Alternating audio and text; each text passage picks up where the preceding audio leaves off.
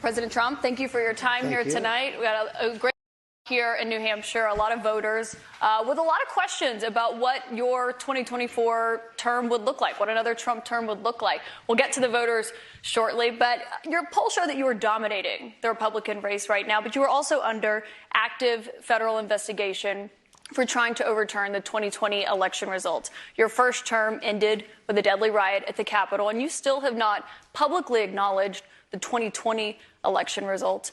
Why should Americans put you back in the White House? Because we did fantastically. We got 12 million more votes than we had in, as you know, in 2016. I actually say we did far better in that election. Got the most that anybody's ever gotten as a sitting president of the United States. I think that when you look at that result and when you look at what happened during that election, unless you're a very stupid person, you see what happens. A lot of the people in this audience, and maybe a couple that don't, but most people understand what happened. That was a rigged election, and it's a shame that we had to go through it. It's very bad for our country. All over the world, they looked at it, and they saw exactly what everyone else saw. You look, even if you just look recently with the 51 intelligence agents, that made a 16-point difference. If you look at the FBI, if you look at the FBI and Twitter, they call it Twitter files, made a big difference. If you look at Mr. President, back to what you just said there, though, it was not a rigged election. It was not a stolen election. You and your supporters lost more than 60 court cases on the election. It's been nearly 2.5 years.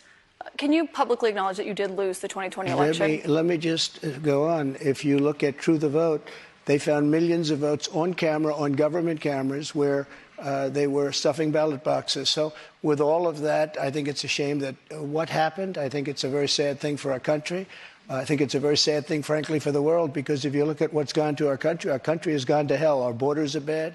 Our military has been bad. You look at the taxes, you look at inflation, what's happened to inflation. It's just destroying our country.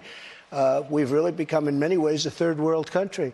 And it's very sad what's happened in this administration. And it's something that will turn around on day one. We were energy independent. Now energy is at a level that we've never had to pay before.